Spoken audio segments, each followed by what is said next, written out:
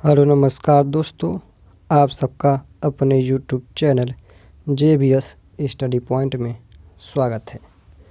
आज के वीडियो में हम बात करने वाले हैं मोस्ट इम्पॉर्टेंट टॉपिक, जो कि हमारे बोर्ड एग्ज़ाम के लिए भी बहुत ही ज़्यादा आवश्यक है। जैसे आप सबको पता चल गया होगा कि हम लोग का क्या आ गया है, टाइम टेबल आ गया है। तो चलिए उसी क्रम में हम अपने अगली वीडियो को अपलोड करते हैं। क्या हमारा टॉपिक है जो बोर्ड एग्ज़ाम के लिए आवश्यक है, उसके बात करते हैं। ऐसे हमारा टॉपिक क्या है आज का? ओम का नियम। क्या है? ओम का नियम।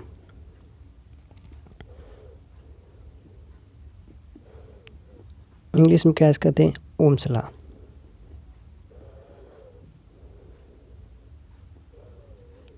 ओम्स लॉ ये जो होगा बहुत ही इंपॉर्टेंट टॉपिक है। आप इसे हाई स्कूल में भी पढ़े हैं, लेकिन क्या करेंगे आज वही पढ़ेंगे, लेकिन थोड़ा सा लेंदी पढ़ेंगे, मतलब क्या उसे डीपली पढ़ेंगे कि ओम का नियम कहाँ पर लगता है और कहाँ पर नहीं लगता है। तो चलिए क्या हम शुरू करते हैं। क्या ओम का नियम क्या होता है? जैसे ओम ने बताया था, जैसे लिख दें क्या, इस नियम के अनुसार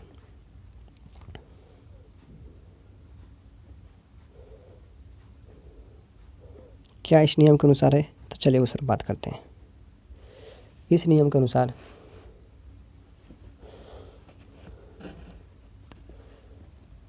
यदि किसी चालक की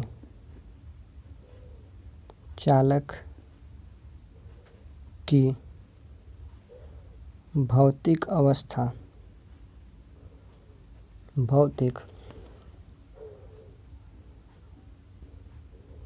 अवस्था जैसे क्या लिख देते हैं ब्रैकेट में, ताप, दाब व आयतन कह रहे अपरिवर्तित रहे तो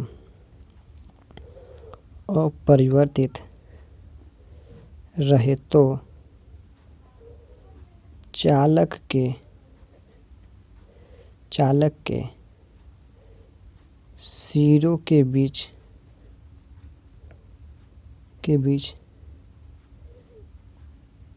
लगाया गया विभवांतर क्या लिखते हैं? भी चालक में प्रवाहित धारा के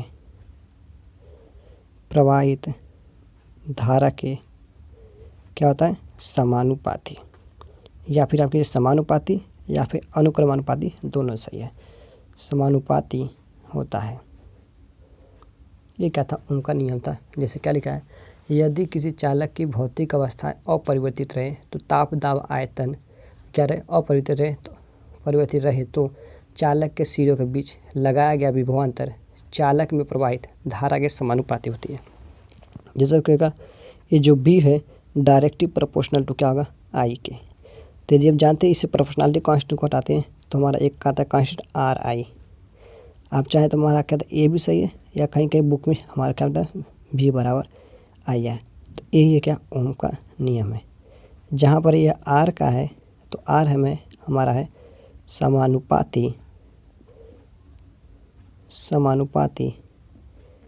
नियतांक, या फिर इस जगह नाम क्या है तो आपको पता होगा प्रतिरोध है। प्रतिरोध का यदि मात्रक पूछा जाए तो प्रतिरोध का मात्रक क्या होता है? ओम होता है। ये क्या गया था? हमारे ओम के नियम में बताया गया था। लेकिन यहाँ पर देखिए क्या बोला है कि भौतिक अवस्था ताप, दाब, आयतन अपरिवर्तित है। तो हम देखते हैं कि ताप यदि हमारा क्या परिवर्तित हो जाए तो क्या होगा। तो चलिए देखते हैं यहाँ पे ताप को आपको पता होगा इंग्लिश में क्या कहते हैं? टेम्परेचर कहते हैं। टेम्परेचर आप समझते हैं कैसे? जैसे ये जो हमारा तापमान होता है वो डायरेक्टली प्रोपोर्शनल होता है किसके? रेजिस्टेंस के। मतलब हमारा तापमान बढ़ेगा तो हमारा क्या करेगा? रेजिस्टेंस भी बढ़ेगा। समझ लीजिए। तो यहाँ पर जो कहे थे क्या ओम ने इसे क्यों नियत माना है आपको समझ में आ जाएगा। तो हमने क्या किया, ताप नियत का यदि हम करें यदि ताप हमारा परिवर्तित हो रहा है तो जानते जब ताप परिवर्तित होगा तो हमारा क्या बढ़ेगा? प्रतिरोध बढ़ेगा। अब जानते जब प्रतिरोध बढ़ेगा तो यह प्रतिरोध क्या करेगा? आई जो है जो धारा के प्रवाह का क्या करेगा? अवरोध करेगा। क्या करेगा? अवरोध करेगा। अब जानते हैं जब अवरोहित करेगा तो यही बताएं क्या कि हमारे ओम ने बताएं, जो ओम साहब है, कहें क्या कि यदि यह हमारा अपरिवर्तित, देखिए यहाँ पर क्या रहेगा, यदि हमारा तापमान बढ़ेगा तो हमारा क्या बढ़ेगा, धारा का में रुकावट ज़्यादा बढ़ेगी। जब धारा में रुकावट होगी तो यह वाला जो कांस्टेंट है ये वाला क्या होगा, हमारा फॉलो नहीं हो पाएगा। इसलिए न्यूटन ने कहा, मतलब क्या हुआ, ओम ने कहा था कि हमारा क्या ताप अपरिवर्तित रहे, मतलब परिवर्तित ना हो। ठीक उसी प्रकार उन्होंने दाब को भी बताया, दाब को। अब जानते जैसे हम दाब बढ़ाएंगे तो जब किसी मटेरियल का दाब बढ़ाएंगे तो हमारे क्या होंगे, इलेक्ट्रॉन जो होंगे वो पास पास आ जाएंगे, इलेक्ट्रॉन पास पास आ जाएंगे। अब यह पास पास आएंगे तो ये क्या करेंगे, साझेदारियों से संयोजी बंध बन जाएगा, संयोजी बंध। यदि संयोजी बंध बन गया तो कोई मुक्त इलेक्ट्रॉन नहीं बचेंगे। यदि मुक्त इलेक्ट्रॉन नहीं बचेंगे तो आपको क्या पता चलता है, तो मुक्त इलेक्ट्रॉन नहीं रहेगा तो मतलब क्या होगा, प्रतिरोध बढ़ जाएगा, धारा प्रवाहित नहीं होगा। यदि धारा क्या होगा, प्रतिरोध बढ़ेगा तो प्रतिरोध की वजह से क्या होगा, धारा में अवरोध उत्पन्न होगा। क्या उत्पन्न होगा, अवरोध है। जब ये अवरोध उत्पन्न होगा तो हमारा ये कंडीशन नहीं फॉलो हो पाएगा। इसलिए क्या बताए न्यूटन, क्या होगा, ओम ने बता दिया था कि चालक का क्या होगा, भौतिक अवस्था ताप दाब आयतन अपरिवर्तित रहना चाहिए। तो बोला गया यदि किसी चालक की भौतिक अवस्था ताप दाब व आयतन अपरिवर्तित रहे तो चालक के सिरों के बीच लगाया गया विभवांतर भी चालक में प्रवाहित धारा आई के क्या होता है, समानुपाती होता है, यही होता है।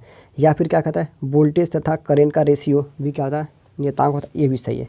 अब देखिए ओम के नियम से कुछ और फार्मूले निकालते हैं। क्या निकालते हैं, यहाँ पर लिख देते हैं, ओम के नियम से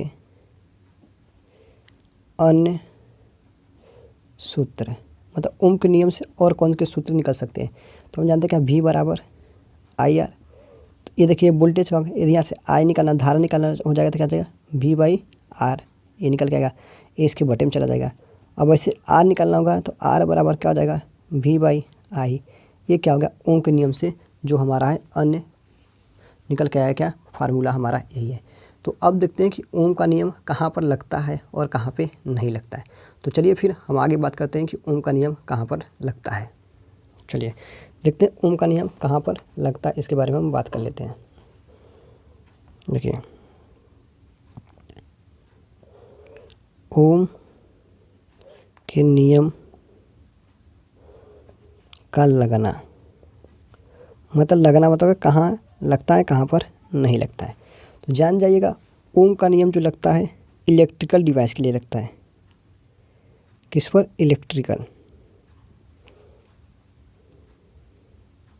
इलेक्ट्रिकल डिवाइस पे हमारा ओम का नियम लगता है। जैसे आप कोई भी सर्किट को सॉल्व कीजिए, या फिर आप किसी नेटवर्क को सॉल्व कीजिए, या फिर कोई आप सब क्या लिख सकते हैं, आप कोई भी मशीन ले लीजिए, मशीन, इन सभी में ओम का नियम लागू होता है। लेकिन कहाँ पर ओम का नियम नहीं लागू होता, तो आप देखिएगा कहाँ पर नहीं लाता होता है ओम का नियम। इस पे बात कंडीशन कहते हैं। ये इलेक्ट्रिकल डिवाइस है। यदि हमारा कोई होगा इलेक्ट्रॉनिक डिवाइस, इलेक्ट्रॉनिक्स डिवाइस। अब बात करेंगे इलेक्ट्रॉनिक डिवाइस क्या होती है, पहले उसको बताते हैं। लिख सकते क्या, it is work in low voltage and low current. क्या लिख रहे हैं, it is work low voltage and low current. इसको हिंदी में लिख देते हैं। क्या होगा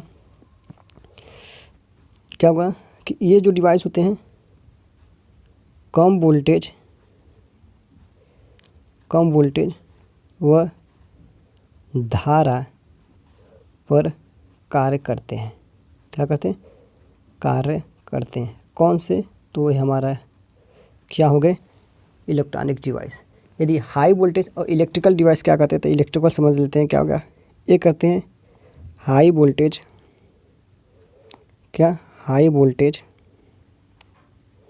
और किस पर, और हाई करंट पर बात करते हैं। किस पर, हाई करंट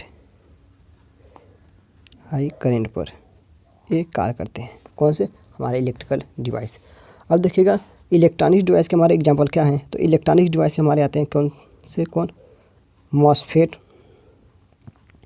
मॉसफेट मतलब क्या, metal oxide field effect transistor. और क्या होता है BJT क्या होगा bipolar junction transistor, FET field effect transistor. और क्या आते हैं तो आप देखिएगा LED, अब क्या होगा फोटोडायोड, वो जितने तरह के सभी आल डायोड, जो जितने सब डायोड होते हैं डायोड पे क्या करते हैं हमारे नहीं लगते हैं क्या ओम का नियम। और क्या था निर्वात ट्यूब, इन सब पर क्या होता है ओम का नियम नहीं लगता है। जिसे इसको इंग्लिश में कहते हैं वैक्यूम ट्यूब कहते हैं। इन सभी पर हमारा ओम का नियम नहीं लगता है।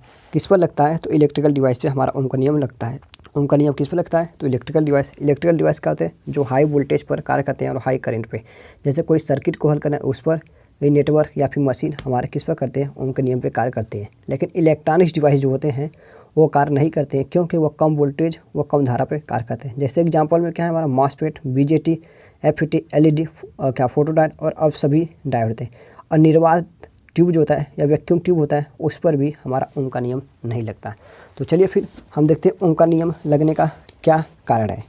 तो अब देखिएगा हम बात करें यदि V और I है, मतलब वोल्टेज और हमारा करंट के बीच यदि ग्राफ बनाते हैं, किसके वोल्टेज और करंट के बीच हम ग्राफ बनाया जाए, हो गया मान लीजिए ये वोल्टेज है, ये हमारा क्या है करंट है। यदि इनके बीच ग्राफ बनाया जाता है वह ग्राफ हमको कैसे मिला लीनियर मिले। कैसा लीनियर मतलब रेखी मिले, रेखी। आई होप आपको सुनेगा। यदि वोल्टेज एंड I धारा के बीच क्या हो जाए ग्राफ कैसा हो रेखी हो तो ओम का नियम क्या कहता है लगता है।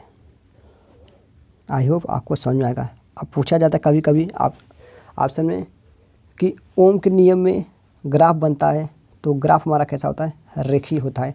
आप इस सब बात को ध्यान रखिए। ये ओम का नियम वही लगेगा जहाँ पर हमारा क्या हो ग्राफ रेखी प्राप्त हो।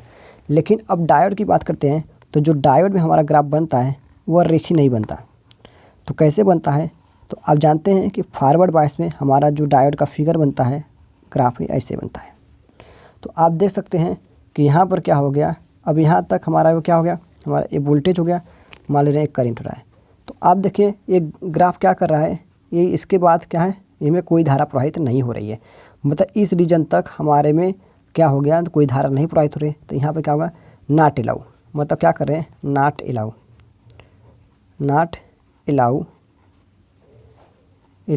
ओम्स लॉ, क्या चीज़ ओम्स लॉ, इसलिए ओम्स लॉ नहीं अलाउ होता। लेकिन ये वाले ग्राफ देखिए ये लीनियर है, लेकिन ये ग्राफ लीनियर नहीं है, इसलिए ओम का नियम नहीं लगता है। आई होप आप सबको समझ में आ गया होगा कि ओम का नियम कहाँ लगता है। पहले हमने क्या पढ़ा, पहले अपने इस वीडियो में हमने पढ़ा कि ओम का नियम होता क्या है। तो हमने पढ़ा कि यदि किसी चालक की भौतिक अवस्था ताप दाब आयतन अपरिवर्तित रहे तो चालक में प्रवाहित धारा क्या होती है चालक के सिरों के बीच लगाए गए विभवांतर के समानुपाती है। तो हमने यहाँ पे फार्मूला ड्राइव किया। उसके बाद हमने बात किया कि ओम का नियम कहाँ पर नहीं लगता है। तो ओम का नियम हमने देखा तो हमारा ओम का नियम लगता है कहाँ पर इलेक्ट्रिकल डिवाइस पर क्यों लगता है क्योंकि वो हाई वोल्टेज और हाई करंट पे कार्य करते हैं। जैसे सर्किट नेटवर्क या मशीन पे इसे कार्य करते हैं। इलेक्ट्रॉनिक्स डिवाइस पर नहीं कार्य करते हैं। लिखा है it is not work low volt क्या कहते हैं it is work low voltage and low current, come voltage और कम इस पर कार्य करने के कारण इस पर नहीं लगता।